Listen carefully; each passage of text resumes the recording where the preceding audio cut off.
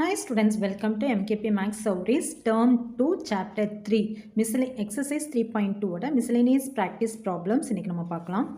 First sum பாருங்க. A shopkeeper buys 3 articles for 325 rupees, 450 rupees and 510 rupees.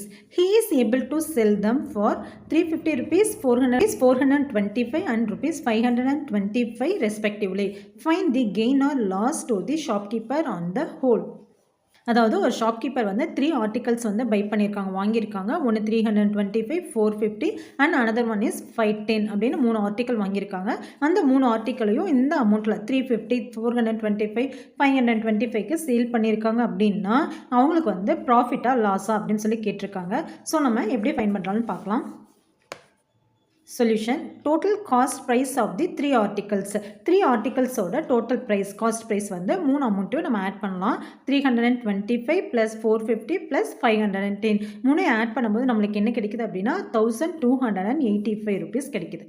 ஓகேங்களா? Total selling price of the 3 articles நம்ம sale பண்ணோம் இல்லைங்களா, அந்த 3 அமௌண்ட்டையும் என்ன பண்ணுறோம், ஆட் பண்ணுறோம். ஆட் பண்ணால் நம்மளுக்கு என்ன கிடைக்குது 1300. இதான் selling price. Selling price greater தான் 1285. ஸோ செல்லிங் ப்ரைஸ் தான் அதிகமாக இருக்குது. அதிகமாக இருந்தால் என்னது, ப்ராஃபிட். ஓகே, ப்ராஃபிட் ஈக்குவல்ட்டி எப்படி கண்டுபிடிப்போம், selling price minus cost price. Selling price எவ்வளவு 1300 மைனஸ் 1285. ரெண்டையும் சப்ராக்ட் பண்ணலாம். 1285 ஜீரோலேருந்து 5 சப்ராக்ட் பண்ண முடியாது. ஸோ நம்ம ஒன்று பாரோ பண்ணும்போது இங்கே 10, இங்கே 2 ஆயிரும். இங்கே நம்மளுக்கு 0 இருக்குது. ஸோ இங்கே 9 ஆயிரும். நம்மளுக்கு இங்கே 10 கிடைக்கும். 10லேருந்து 5 சப்ராக்ட் பண்ணால் என்னது 5, 9லேருந்து 8 சப்ராக்ட் பண்ணால் 1, 2லேருந்து 2னா 0, 0. ஓகேங்களா, 1லேருந்து 1 சப்ராக்ட் பண்ணால் 0. ஸோ 15 rupees அப்படிங்கிறது என்னது, ப்ராஃபிட். ஸோ ப்ராஃபிட் 1300லேருந்து 1285 சப்ராக்ட் பண்ணும்போது நம்மளுக்கு ப்ராஃபிட் அமௌண்ட் எவ்வளோ கிடைக்குது, 15 rupees ப்ராஃபிட் கிடைக்குது. ஓகேங்களா? செகண்ட் சம் பாருங்க. A stationery shop owner bought a scientific calculator for rupees 750 rupees. He had put a battery worth rupees 100 in it. He had spent rupees 50 for its outer pouch. He was able to sell it for rupees 850. Find his profit or loss. ஒரு stationary ஷாப்பில் ஒரு scientific calculator by பண்ணியிருக்காங்க. எவ்வளோக்குன்னா 750 rupeesக்கு. அதுக்கு வந்து battery வந்து 100 rupees வர்த்தில் battery போட்டிருக்காங்க. அதுமே அந்த பேட்ரி அந்த கால்குலேட்டருக்கு பவுச் வந்து 50 rupeesக்கு பவுச்சும் வந்து நமக்கு என்ன பண்ணியிருக்காங்க, ஸ்பெண்ட் பண்ணியிருக்காங்க. ஓகேங்களா? ஸோ நம்மளுக்கு இந்த 3 அமௌண்ட்டு சேர்த்து தான் காஸ்ட் ப்ரைஸ். வாங்கின அமௌண்ட், அதுக்கு பேட்ரி அமௌண்ட், ஸ்பெண்ட் பண்ண பவுச்சோட அமௌண்ட், 3 சேர்ந்தது என்னது காஸ்ட் ப்ரைஸ். எவ்வளோக்கு சேல் பண்ணுறாங்க, 850 rupeesக்கு சேல் பண்ணுறாங்க அப்படின்னா அது ப்ராஃபிட்டாக லாஸா அப்படின்னு சொல்லி கேட்டிருக்காங்க. ஓகேங்களா? காஸ்ட் ப்ரைஸ் அப்படிங்கிறது என்னது, வாங்கின அமௌண்ட் 750க்கு பை பண்ணது, 100 அப்படிங்கிறது பேட்ரி சார்ஜ், 50 அப்படிங்கிறது பவுச்சோடது. 3 ஆட் பண்ணும்போது 900 rupees கிடைக்குது. 900 அப்படிங்கிறது என்னது காஸ்ட் ப்ரைஸ். ஓகேங்களா? செல்லிங் ப்ரைஸ் எவ்வளவு, 850 rupeesக்கு சேல் பண்ணியிருக்காங்க. ஸோ இது ரெண்டில் எந்த அமௌண்ட் பெருசாக இருக்குது, காஸ்ட் ப்ரைஸ் தான் 900 அப்படிங்கிறது தான் பெருசாக இருக்குது. ஸோ காஸ்ட் ப்ரைஸ் அதிகமாக இருந்தால் என்னது, லாஸ். லாஸ் ஈக்குவல் டு என்னது, cost price minus selling price. ஓகேங்களா? ஸோ காஸ்ட் ப்ரைஸ் என்ன, 900லேருந்து 850 சப்ராக்ட் பண்ணால் நம்மளுக்கு என்ன கிடைக்கும், 50 rupees அப்படிங்கிறது என்னது லாஸ் அமௌண்ட்.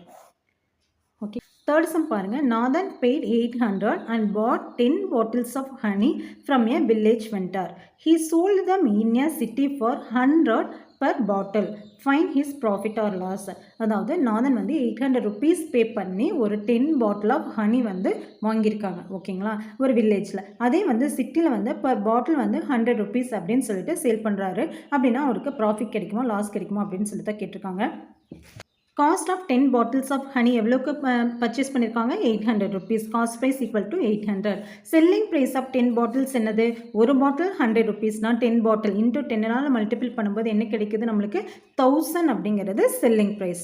ஓகேங்களா? Selling price 1000, cost price 800. அப்போ செல்லிங் ப்ரைஸ் தான் அதிகமாக இருக்குது. ஸோ செல்லிங் ப்ரைஸ் கிரேட்டர் தானாக இருந்ததுன்னா என்னது, ப்ராஃபிட்.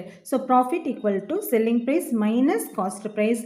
1000லேருந்து 800 சப்ராக்ட் பண்ணும்போது என்ன கிடைக்குது, 200 அப்படிங்கிற அமௌண்ட் வந்து என்ன கிடைக்குது, ப்ராஃபிட் கிடைக்குது. ஓகேங்களா? ஃபோர்த்து சம் பாருங்க. A man bought 400 meter of cloth for 60,000 rupees and sold it at the rate of rupees 400 per meter. Find his profit or loss. அதாவது ஒரு மேன் வந்து 400 meter of cloth வந்து 60,000 rupeesக்கு வாங்கியிருக்காங்க. ஆனால் வந்து பர் மீட்டர் ஒரு மீட்டரை 400 அப்படின்னு சொல்லிட்டு சேல் பண்ணாங்க அப்படின்னா அவங்களுக்கு ப்ராஃபிட்டாக இல்லை லாஸான்னு சொல்லி கேட்டிருக்காங்க. ஓகேங்களா? Cost of 400 metre of cloth equal to என்னது 60,000. Cost price equal to 60,000. Selling price of 400 metre of cloth என்னது 400 இன்ட்டு 400. 400ங்கிறது மீட்டர், பர் மீட்டர் எவ்வளோன்னு சொல்லியிருக்காங்க 400 ருபீஸ்ன்னு சொல்லியிருக்காங்க. ஸோ அந்த ரெண்டையும் நம்ம மல்டிபிள் பண்ணுறோம். ஓகேங்களா? 400 மீட்டருக்கு நம்ம கண்டுபிடிக்கிறோம். ஒரு மீட்டரோட காஸ்ட்டு 400. ஸோ அதனால் ரெண்டையும் மல்டிபிள் பண்ணும்போது 1,60,000 கிடச்சிருக்கு. நம்மளுக்கு காஸ்ட் ப்ரைஸ் வந்து எவ்வளவு 60,000, செல்லிங் ப்ரைஸ் வந்து எவ்வளவு 1,60,000. ஸோ செல்லிங் ப்ரைஸ் தான் கிரேட்டர் தன்னாக இருக்குது. செல்லிங் ப்ரைஸ் கிரேட்டர் தன்னாக இருந்தால் என்னது profit. Profit equal to selling price minus cost price. So 1,60,000 minus 60,000. 1,60,000லேருந்து 60,000 சப்ராக்ட் பண்ணும்போது என்ன கிடைக்குது 1,00,000 அப்படிங்கிறது என்னது ப்ராஃபிட் அமௌண்ட். ஓகேங்களா?